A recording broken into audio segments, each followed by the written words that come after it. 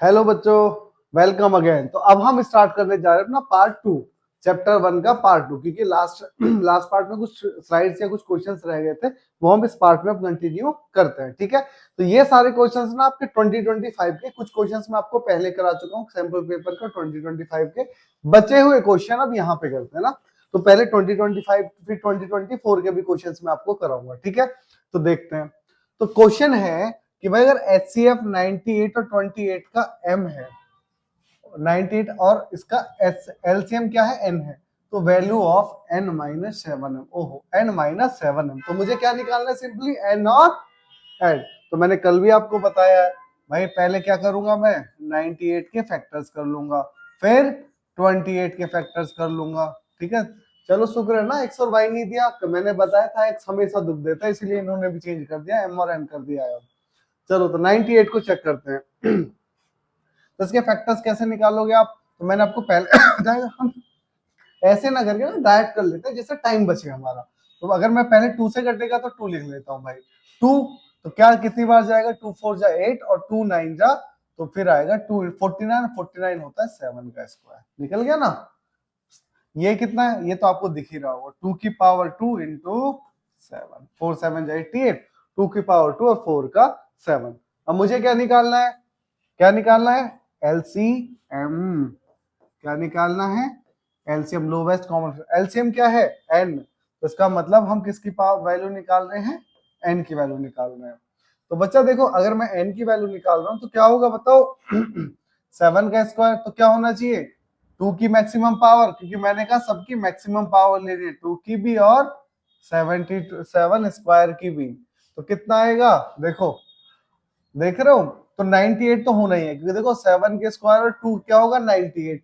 और क्या बचा है मेरे पास? एक 2 और एक्स्ट्रा, तो 2 की मल्टीप्लाई कर देते हैं। तो 2 8 जा 16 और 2 9 जा 18 और 18 और 1 196। देखा, निकल गया ना जल्दी से। बस थोड़ा सा माइंड चलाने की जरूरत है हम लोगों को। कई बार हमें चीजें सामने रहती है लेकिन हमें दिखती नहीं है।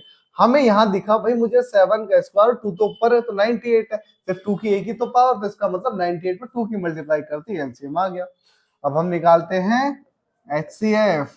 तो HCF कैसे निकलेगा भाई? दोनों में क्या कॉमन है सर? 2 भी कॉमन है और 7 भी कॉमन है, तो कितना आया? 14। HCF कितना आया? 14, क्योंकि मैंने कहा था HCF लेते टाइम हमेशा मिनिमम पावर लेनी है। तो 2 में की मिनिमम पावर 1, 7 की मिनिमम पावर 4, तो ये हो गया। अब मेरे पास क्वेश्चन क्या है? Value of N-7M। तो N क्या है? N क्या है? 196 और है 7 इंटू कितना? 14। तो 196 और 7 इंटू 14, बताओ टेबल याद है या नहीं? मैंने कहा था टेबल याद कर लेना, पर नहीं किया होगा। तो कितना आएगा? 98। और 196 में से 98 माइनस करोगे तो क्या निकलेगा? आंसर कितना? 98। है ना आसान? कुछ था इसमें? नहीं था सर कुछ, आप तो ऐसे ही कहते रहते हो। चलो देखते हैं अब क्वेश्चन।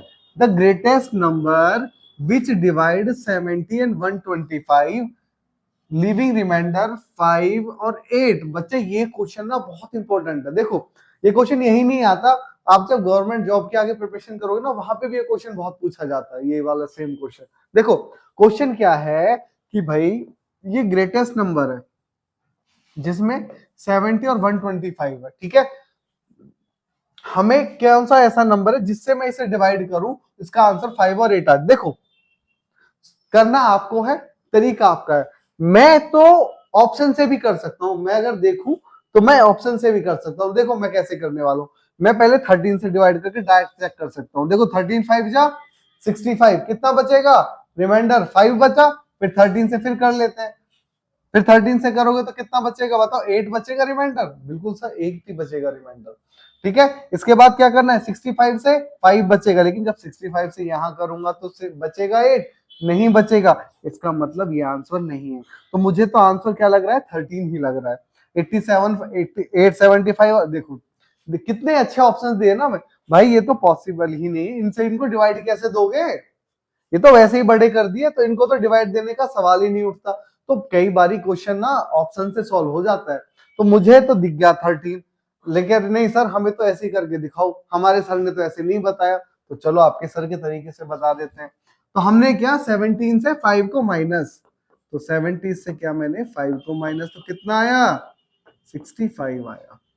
फिर 125 में कितना रिमाइंडर बचाना है 8, तो इसको माइनस कर दो। तो जब 125 से 8 को करोगे तो कितना बचेगा बच्चे जल्दी बताओ, ये बचेगा 117। ठीक है, अब 65 के फैक्टर निकालो, क्योंकि मुझे क्या निकालना, ग्रेटेस्ट नंबर चाहिए, तो HCF क्या निकालना पड़ेगा, HCF। ठीक है, ये ध्यान रखना, क्योंकि HCF ही ऐसा नंबर होता है जो इन दोनों को डिवाइड कर सके। तो क्वेश्चन कभी भी ये पूछे कि एक ऐसा नंबर बताओ जो दोनों को डिवाइड कर सके, तो हमेशा क्या निकालोगे, HCF। लेकिन अब की बार मुझसे पूछा है भाई रिमाइंडर भी देना, तो जो रिमाइंडर है उसको क्या करोगे, माइनस कर दोगे। तो माइनस कर दिया यहां से यहां, तो इसका क्या होगा 13 इंटू 5, और ये क्या होगा 13 इंटू 9, और कॉमन क्या है 13, और पूछा क्या है HCF, और HCF का अंश निकल गया 13। आप ऐसे कर लो भाई, ऐसे नहीं होता तो ऐसे कर लो, हम तो सब तरीके बता सकते हैं ना आपको, हमारा काम तो बताना ही है। ओहो, नेक्स्ट क्वेश्चन देखते हैं। फॉर एनी रीजन, क्या क्वेश्चन है देखते हैं। ओहो भैया इधर आ जाओगे, ये ना बच्चे कभी कभी बात नहीं मानता, ये देखो गुस्सा हो गया। चलो कोई बात नहीं, मैं आपको बता दूंगा, नहीं ये नहीं मान रहा है तो आप मान लेना। असर्शन क्या है, for any two prime numbers P and Q their HCF is 1। अच्छा बच्चा देखो, उसने कहा कोई प्राइम नंबर है P और Q, ठीक है, उनका HCF 1 है। ठीक, पहला पॉइंट ये बोला। रीजन ने कहा for any two natural number HCF into LCM is equal to product of two numbers. बिल्कुल सही बात है, ये तो भाई मैंने अभी बताया आपको, ये वाला रूल बताया है नहीं बताया, ये बात तो ठीक है, प्रोडक्ट ऑफ, ये वाली बात बिल्कुल सही है। अब ये कह रहे LCM is P plus Q। अच्छा LCM P प्लस Q, ये बात थोड़ी नहीं जम रही। क्यों नहीं जम रही, क्योंकि अभी हम आपको बताते हैं। देखो उसने कहा P और Q कोई भी दो प्राइम नंबर है, मैंने मान लिया ये प्राइम है 2 और 3, तो 2 और 3 का जब मैं HCF निकालूंगा तो क्या आएगा, देखो प्राइम नंबर का HCF 1 आता है, ये बिल्कुल कंफर्म बात है, को प्राइम नंबर हो या प्राइम नंबर हो HCF हमेशा 1 आएगा, इसमें कोई शक नहीं। लेकिन जब मैं LCM की बात करता हूँ बच्चा, तो LCM क्या आएगा 2 इंटू 3 कितना 6, और क्वेश्चन क्या कह रहा है 2 प्लस 3, तो क्या पॉसिबल है, नहीं। तो पहली बात बिल्कुल गलत है और दूसरी बात बिल्कुल सही है, इसका मतलब असर्शन गलत है और रीजन ट्रू है, तो हमारा ऑप्शन हो जाता है डी। आगे समझ में, क्वेश्चन ने कहा कि P और Q LCM 1 है और LCM P प्लस Q है, तो भैया सम में तो होता ही नहीं है, क्योंकि LCM तो P इंटू Q होगा। ठीक है, तो ये तो यही गलत। और दूसरी बात तो आपने इतनी बार पढ़ लिया कि आपको याद ही होगी, HCF into LCM is equal to product of numbers, यहां 2 नंबर्स होगा एक्चुअली में। ठीक है तो हाँ यहाँ दे रखा है, देखो 2 नेचुरल नंबर यहाँ ऑलरेडी गिवन है, तो इसमें कोई प्रॉब्लम वाली बात नहीं है। ठीक है, अब आ जाते हैं, find the smallest number that is divisible by 644 और 462। वाह, देख रहे हो क्वेश्चन, क्वेश्चन ने कहा कि भाई वो स्मॉलेस्ट नंबर बता दो जो दोनों से डिवाइड हो जाए। इससे पहले क्या क्वेश्चन था, इससे पहले था ग्रेटेस्ट नंबर बता दो जो दोनों को डिवाइड करे। अब जो दोनों से डिवाइड, देखो दोनों को और दोनों से इतना ही फर्क है, और जब कहे दोनों से जो डिवाइड हो जाए, तो जब से वाली बात आती है तो हमेशा क्या निकाल लोगे आप, LCM। क्या निकालोगे, LCM, यानी हमें क्या करना है 644 का LCM निकाल, 644 और 462 का क्या निकालना है, LCM निकालना है। और LCM कौन निकालेगा, अभी भी मैं ही निकालू LCM, नहीं, अब निकालोगे आप, ये है आपकी बारी LCM निकालने की। तो जब आंसर आ जाएगा मुझे कमेंट कर देना, ये आप सबके लिए होमवर्क है, और कमेंट जरूर करना कि भाई आंसर क्या आया है। ठीक है, जिसका आंसर सही नहीं होगा फिर हम दोबारा से समझा देंगे। ठीक है, नेक्स्ट करते हैं, 2 numbers are in the ratio 4:5। ठीक है भाई, दो नंबर है जिनका रेशियो 4:5 है और देयर एचसीएफ इज 11 और उनका एचसीएफ क्या है? कुछ याद आ रहा है? मैंने कुछ देर पहले भी ऐसे एक क्वेश्चन दिया था ना, उसमें क्या रखा था? 2 नंबर है, उनका सम क्या है और उनमें एचसीएफ कितना है? 11 है और एलसीएम। अब लेकिन इस बार बस क्वेश्चन बदल दिया, हमें क्या निकालना है? एलसीएम निकालना है। तो पहले तो भाई मुझे 2 नंबर निकाल लेने पड़ेंगे। तो आपको पता ही है पहले वाली बात कि हम हमेशा मैथ में क्या ले लेते हैं? एक्स, क्योंकि मैथ में हम बहुत दुखी है एक्स से। तो नंबर क्या हो गया? मैंने नंबर हम लिख लेंगे let the number B 4x और 5x और यहाँ x क्या होगा? क्योंकि दोनों का कॉमन फैक्टर है क्या? 11। मैंने पहले ही बताया था एचसीएफ हमेशा क्या होता है? कॉमन फैक्टर होता है। तो पहला नंबर क्या हो जाएगा? 4x, यानी 4 into 11 कितना? 44 और दूसरा कितना? 5x और 5 into 11 कितना? 55। तो अब हमें क्या करना है? बस फिर से इन कैल्शियम निकाल लेना है 40 और 55 का। तो कितना होगा? 2 का स्क्वायर इंटू 11 और 11 इंटू 5। अब ये तो आप कर ही लोगे इसके बाद तो, है ना? अब भाई ये तो आपका काम है एलसीएम निकालना, कुछ आप लोग करोगे नहीं करोगे? या सब कुछ मैं ही करके दे दूं? भाई मैं इतना शरीफ आदमी नहीं जो सब कुछ करके दूंगा, खुद करो। चलो हम आते हैं अगले क्वेश्चन पे। 3 सेट्स ऑफ फिजिक्स, केमिस्ट्री और मैथमेटिक्स, तीनों ही सब्जेक्ट एक जैसे दे दिए इन्होंने, है ना? कुछ और लिख देते यार।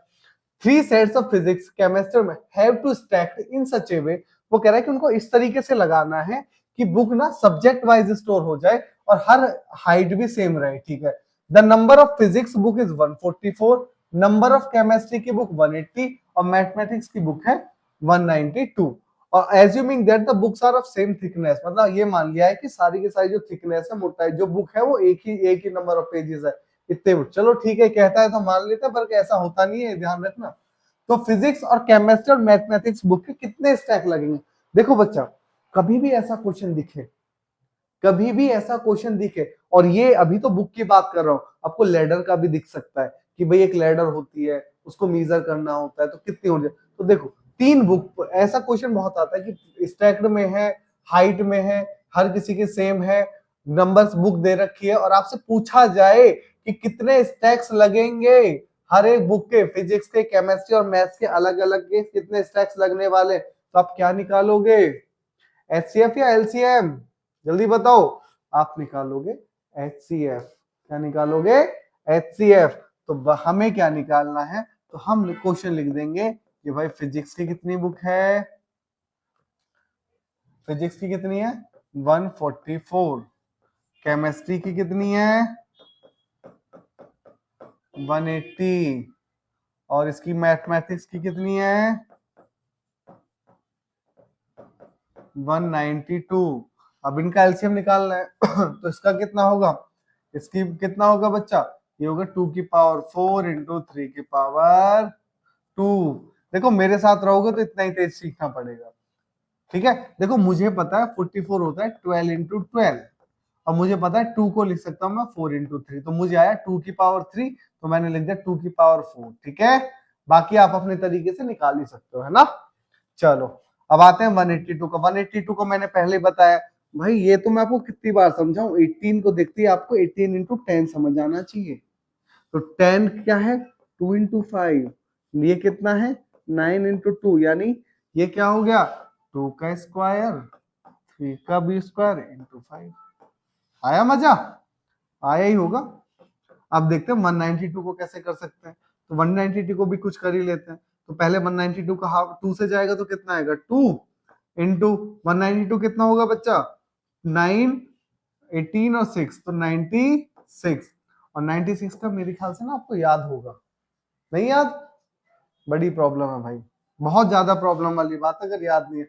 96 एक ऐसा नंबर है जो हमेशा आता रहता है, मैं बता देता हूँ। तो 96 क्या है? देखो 96 को आप 3 से डिवाइड कर तो कितना आएगा?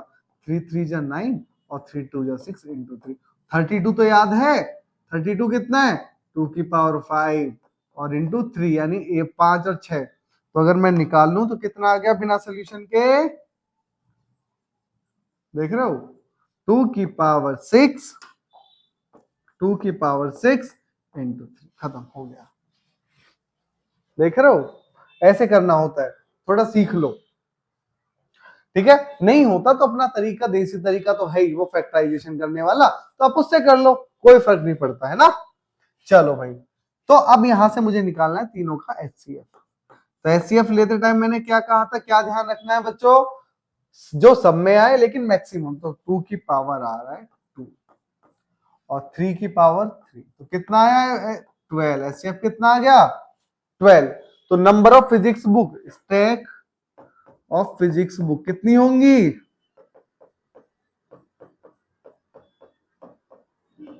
फिजिक्स बुक कितनी हो जाएंगी, फिजिक्स बुक की स्टैक 144 और डिवाइड कर दो 12 से, तो कितना हो गई 12 स्टिक इसकी हो गई। दूसरी कौन है, केमिस्ट्री की बुक।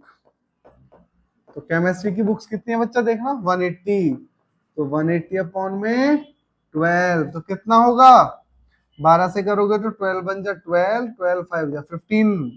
और लास्ट है मैथ्स, तो मैथ्स का कितना होगा, कितनी है 192 अपॉन में 12, तो कितना होगा 16। ठीक है, और टोटल स्टैक पूछे तो कितने रिक्वायरमेंट है, अगर इससे आगे पूछ रहे तो क्या करोगे, तीनों को ऐड कर दोगे, तो कितना हुआ बताओ, 6 5 11 तो 13, 3 और 1 4, 42 स्टैक्स हो गए। हाँ सॉरी 43 हो गए, 43 स्टैक्स हो गए। ठीक है, इंडिविजुअल पूछा है कि हमसे तो पूछा है कि भाई हर किसी का बताना है, तो फिजिक्स के 12 हो गए, केमिस्ट्री के 15 हो गए, मैथ के 16 हो गए। आ गया समझ में, आसान है। चलो फिर से देख लेते हैं एक बार इस क्वेश्चन को, क्योंकि थोड़ा डिफरेंट क्वेश्चन है। तो हमें से पूछा गया था कि हमें हर किसी की नंबर ऑफ बुक्स दे रखी थी और पूछा था कि हर किसी का स्टैक बताओ इंडिविजुअली। तो हमने एक ऐसा कॉमन नंबर निकाला, क्योंकि मुझे सब, देखो पॉइंट्स में मैं आंसर नहीं ला सकता, तो मुझे एक ऐसा कॉमन नंबर चाहिए जो सबको डिवाइड कर दे, और ऐसा कॉमन नंबर क्या होता है, सबका HCF। तो इसीलिए मैंने निकाल दिया HCF। तो ये सब HCF आया 12, फिर मैंने हर एक बुक से डिवाइड करके उसके स्टैक्स निकाल लिए। आ गया समझ में, आगे आप आ ही गया होगा, आप इतने बेवकूफ थोड़ी ना हो, इंटेलिजेंट वालों को सारे, है ना। चलो अब देखते हैं। ये कहता है कि P Q एंड R, मतलब 3 नंबर मुझे गिवन है, P Q and R be 3 distinct prime number. अच्छा, तीनों ध्यान रखना, इंपॉर्टेंट बात है, तीनों कैसे नंबर है, प्राइम नंबर है।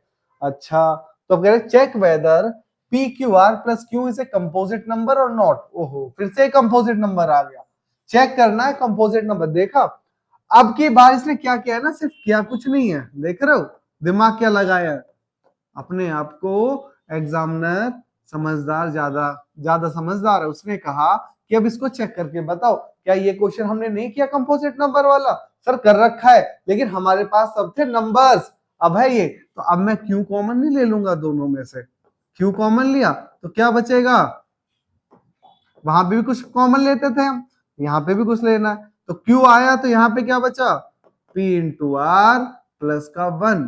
ठीक है, तो सर इसके 2 फैक्टर्स तो हमें यही मिल गए, 2 फैक्टर्स तो यही हो गए, क्यू और दूसरा क्या हुआ पी आर प्लस 1।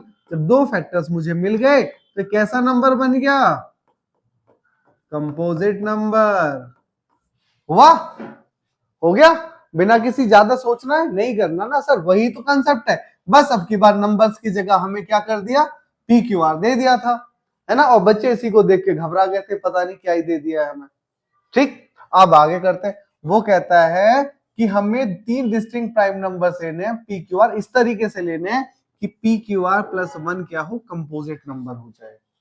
ये क्या है, कंपोजिट नंबर हो और एक प्राइम नंबर हो जाए। ठीक है, क्या हो जाए, एक बार कंपोजिट नंबर हो जाए। चलो देखते हैं। तो अगर मैं वैल्यू, बच्चा देखो प्राइम नंबर लेना है तो मैं पी की वैल्यू ले लेता हूँ 3, क्यू की वैल्यू ले लेता हूँ 5, आर की वैल्यू ले लेता हूँ 7।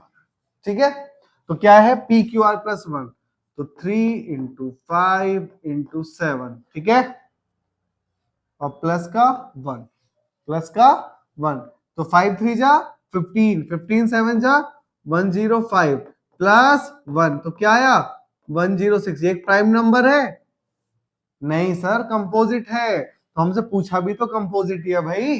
तो इसका मतलब कौन सी वैल्यू के लिए होगा, जब p की वैल्यू 3 होगी, q की वैल्यू होगी 5 और r की वैल्यू होगी 7, तो उस वैल्यू के लिए क्या हो जाएगा, ये कंपोजिट नंबर हो जाएगा। ये हो गया मेरा इसका सवाल। चलो ठीक है भैया, और कुछ?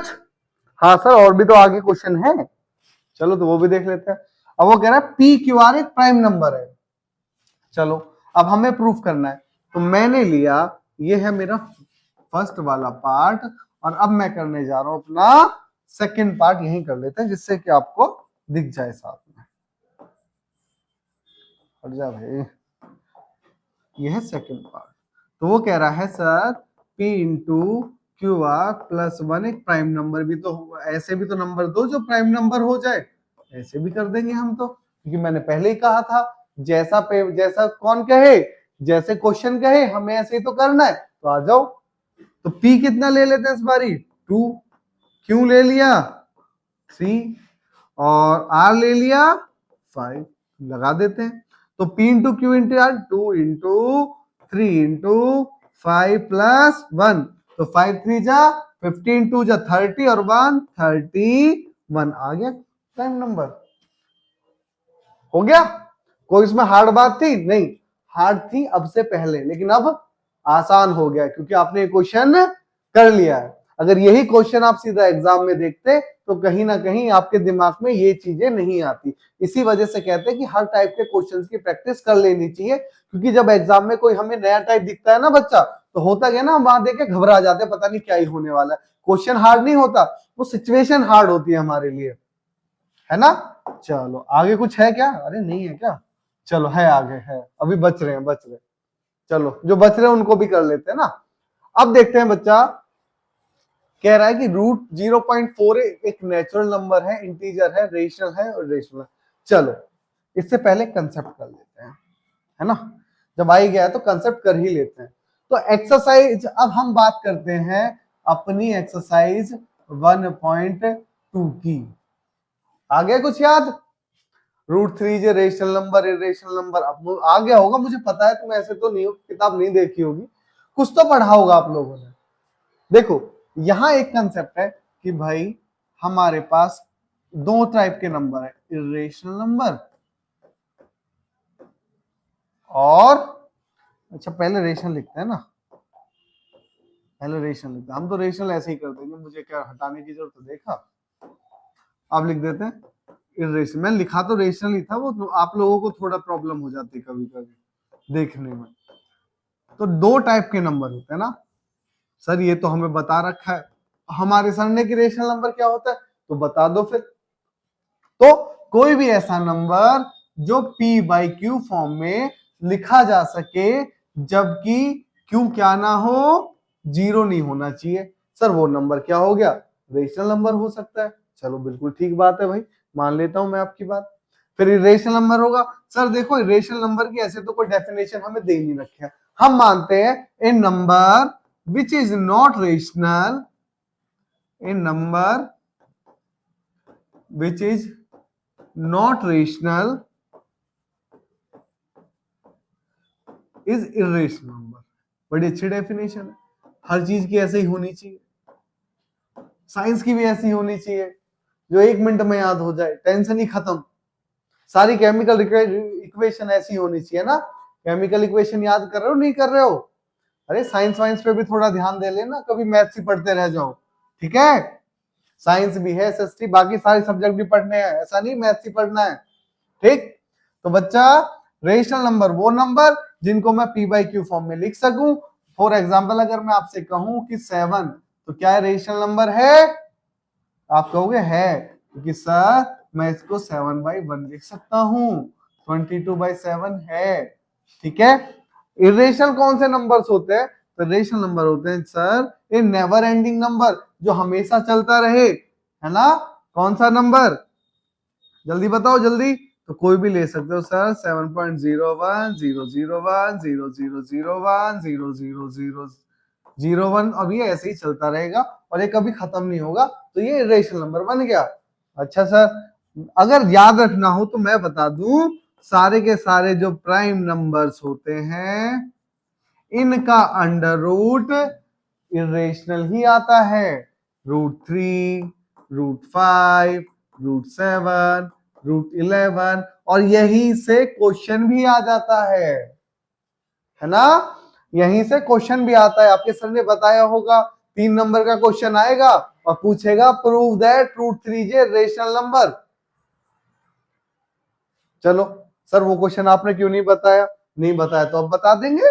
ये लो, चलो नहीं बताया तो अब बता देते हैं, कौन सी बड़ी बात है। देखो क्वेश्चन आता है बच्चा, प्रूव दैट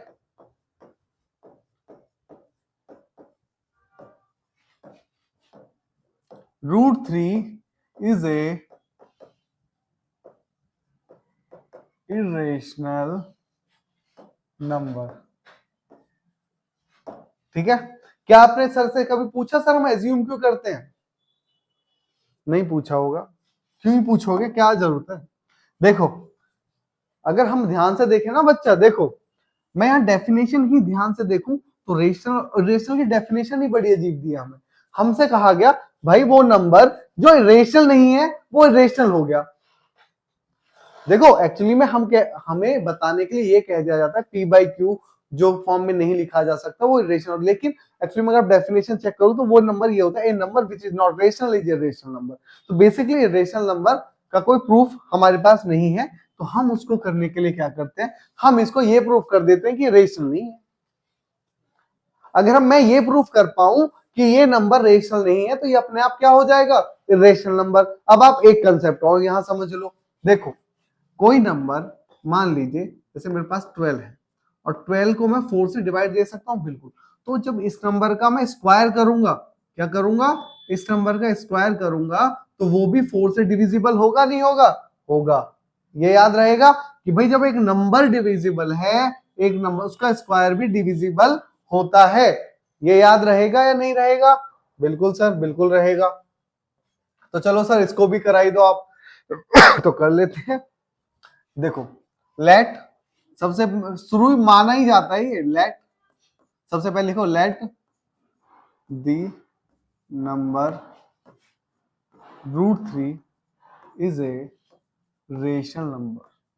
बस अब जो हमें माना है वही हमें गलत, पहले मान लो और फिर जो मान लिया उसी को गलत साबित करो। देख रहे हो क्या दुविधा है हमारे पास मैथ में, पहले तो मानो और मान लिया तो अब उसे गलत साबित कर दो। क्या बात है ना, ऐसी ऐसी चीजें है ना हमारे सामने जो हमें करनी पड़ती है। तो let the number √3 is a rational number, ये हमने मान लिया √3 एक रेशनल नंबर है। तो बच्चा अगर √3 रेशनल नंबर है तो मैं लिख सकता हूं √3 को, सो वी कैन राइट, अगर मैं ऐसे लिखूं, देखो मैं प्रॉपर करके दिखा देता हूं। सो अरे यार एक तो ये ना इरेजर ज्यादा बड़ी है। So we can write √3 equals to P by Q. इस फॉर्म में लिख सकता हूं नहीं लिख सकता? बिल्कुल लिख सकता हूं, P बाई क्यू। जबकि मैं मान लेता हूं where P and Q are coprime. कैसे नंबर है, याद आया कोप्राइम, मैंने बताया था कोप्राइम क्या होता है, जिसमें कुछ भी कॉमन नहीं होता। अच्छा सर वैसा बताया था, बताया तो मैंने ऐसे ही था, आगे आपकी मर्जी, आपने माना नहीं माना। ठीक है चलो ठीक है सर कोई बात नहीं। तो so we can write √3 P by Q where P and Q are coprime numbers. ठीक है तो मैंने लिखा √3 equals to P by Q. यहां से मुझे मिलेगा, अगर मैं इससे आगे स्टेप पे जाऊंगा तो P is equal to √3 Q। आगे समझ में? सॉरी ये जो Q है ये रूट से बाहर होगा बच्चा, जो ये रूट से बाहर होगा, √3 Q। ठीक है अब हम करेंगे, इसका मतलब यहां से ये समझ में आता है कि P जो है वो Q से डिविजिबल है, तभी तो वो होगा, होगा ही नहीं होगा। तो अब मैं लिखता हूं ऑन स्क्वायरिंग बोथ साइड, मैं दोनों साइड क्या कर देता हूं squaring, on squaring both sides, तो मुझे मिलेगा P square equals to 3Q square. ठीक है मिला? तो इसका मतलब क्या है, P किससे डिविजिबल है, 3 से डिविजिबल होगा तभी तो 3 का मल्टीपल है ना भाई। मैं अगर लिखता हूं जैसे 12 है मेरे पास और मैं लिखूं 3 इंटू 4, या इसको ऐसे लिख दूं, चाहे मैं अगर इसी लैंग्वेज में लिखूं तो मैं लिख सकता हूं 3 इंटू 2 का स्क्वायर, 3 इंटू 2 का स्क्वायर लिखूंगा। तो क्या ये 2 से डिविजिबल नहीं है? क्या ये 12 3 से डिविजिबल है? इसका मतलब हाँ, क्योंकि सर ये इसी का फैक्टर है। तो मैं लिखूंगा P square is divisible by 3। बिल्कुल सर, आगे बात तो सब। तो मैंने अभी आपको कहा था जब पी स्क्वायर डिविजिबल है तो पी भी तो डिविजिबल है भाई। आई समझ में कि जब पी स्क्वायर डिविजिबल है तो पी भी तो डिविजिबल होगा। हाँ सर होगा। चलो, तो जब डिविजिबल तो लिख देते हैं पी इज ऑल्सो डिविजिबल, ना, एक P is also divisible by 3। ये बात समझ में आ गई होगी आपके? ये बिल्कुल क्लियर है? यहां तक कोई प्रॉब्लम ये स्टेप में? एक बार फिर कर लेते हैं। हमने कहा √3 पी बाई क्यू है, जहां पे पी और क्यू को प्राइम है। तो मैंने लिखा, मैं इसको यहां से लिखा कि पी की वैल्यू √3 क्यू है। फिर मैंने स्क्वायर किया, तो स्क्वायर किया तो मेरे पास आया पी स्क्वायर इक्वल 3। तो पी स्क्वायर का मतलब 3 से डिवाइड हो सकता है। पी स्क्वायर किससे डिवाइड हो सकता है? 3 से डिवाइड हो सकता है। और पी स्क्वायर डिविजिबल बाई 3, तो पी भी किससे डिविजिबल हुआ? 3 से डिविजिबल हुआ। चलो सर, एक तो ये आगे समझ। लेकिन अब मैं लिखूं कि भाई p अगर 3 से डिविजिबल है तो p कोई ऐसा नंबर है जो किसका मल्टीपल हो सकता है? 3 का मल्टीपल है, नहीं है? So it is an multiple of 3।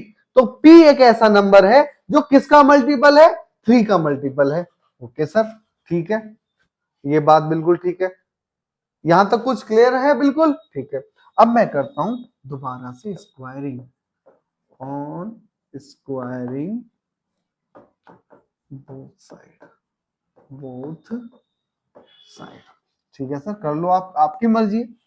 तो आएगा बच्चा T square is equal to 9c²। आएगा नहीं आएगा?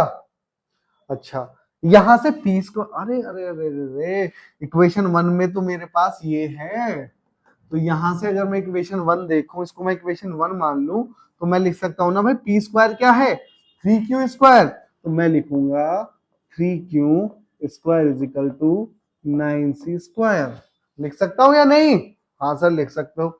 तो 3 से गया 3, तो क्या आया? यहां से आगे मेरे पास आया सर, हमारे पास आया है q² is equal to 3c²। बिल्कुल सर, है ना? अच्छा, क्या आपको कुछ और दिखा, कुछ नजर आया? नहीं आया सर, आया कि भाई जब 3 आया तो क्यों भी तो 3 से डिविजिबल होगा।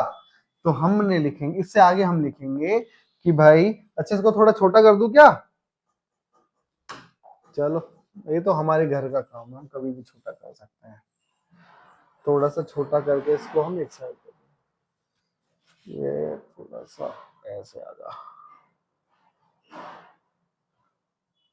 दिख रहा होगा आप लोगों को? चलो, दिख रहा होगा ना? ठीक है, अब देखते हैं बच्चा। तो जब हमने ऐसे किया तो अब हम क्या करने वाले हैं सर? 3q², ये लिया आपने, बिल्कुल सही बात है सर। इससे आगे क्या करने वाले अब? तो मैंने कहा भाई इसका मतलब तो ये बना ना कि q is also divisible, q is also divisible, sorry q² is divisible, ऐसे लिखो, q² इज डिविजिबल बाई 3। बिल्कुल सही बात है सर। और जब q है तो q is also divisible by 3। ये बात भी सर बिल्कुल सही लिखी आपने, वो तो सेम ही लिख दी। अब इससे क्या हुआ? अब जो होना था अब तो हो गया। देखो, समझो, यहां देखो बच्चा, q किससे डिविजिबल है? 3 से। p किससे डिविजिबल है? 3 से। और हमने माना क्या था? p और q कैसे नंबर है? को प्राइम। क्या को प्राइम में कुछ भी कॉमन हो सकता है? नहीं। तो यही लिखेंगे कि भाई हमारी अजम्पशन तो गलत निकली। our assumption is wrong. Hence जब assumption ही गलत है और हमने assume क्या कर रखा है कि वो रेशनल नंबर है, तो hence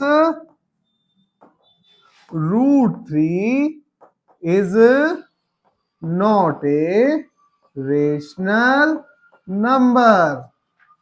√3 is not a rational number. It is a irrational number. हो गया, खत्म। देखा, पहले मानो और फिर उसी को गलत साबित करो। वैसे बात तो गलत है, पर चलो ठीक है, जो भी है, बुक की बात हम मान लेते हैं, कोई बात नहीं, हम इसे बहस नहीं करेंगे, ठीक है। आ गया समझ में? मुझे लगता है कॉन्सेप्ट बिल्कुल क्लियर हो गया होगा। नहीं हुआ दोबारा से देख लेना, आप 10 बार देख लो, 15 बार देख लो, कितनी भी बार देख सकते हो।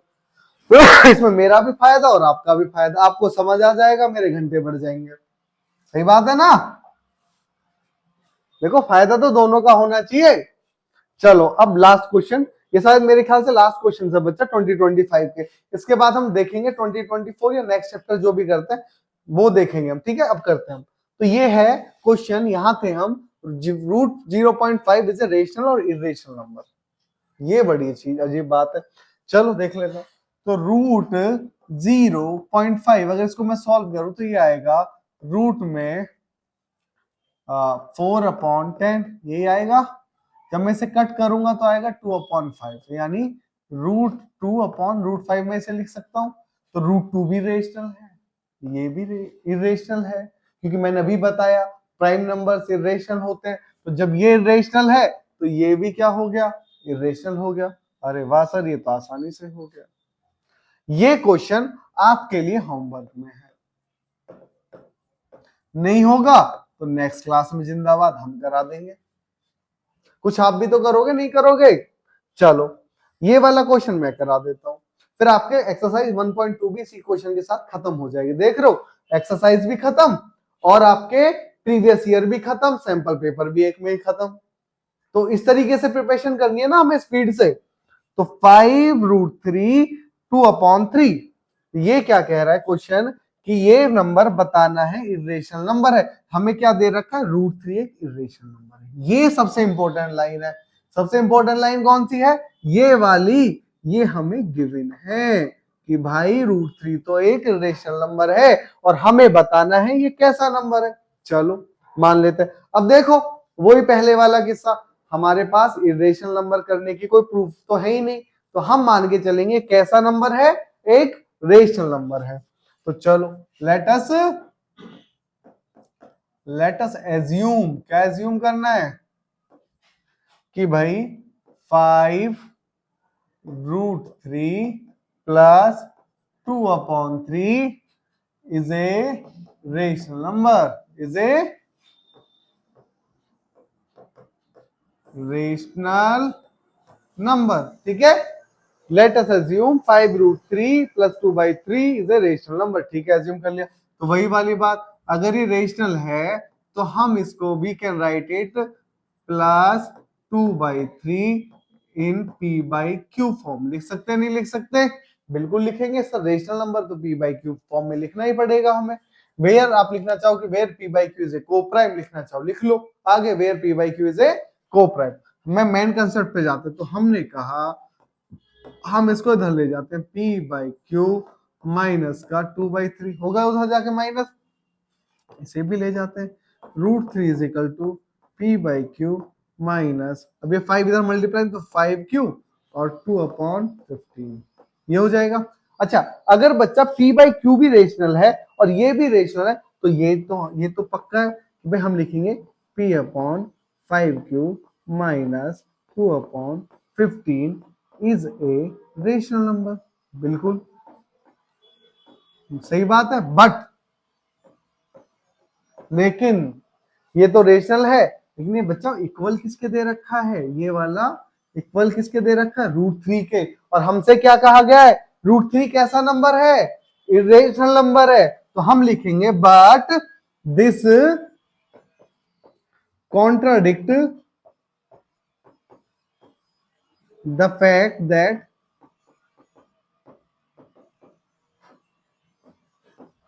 √3 is a irrational number. Hence,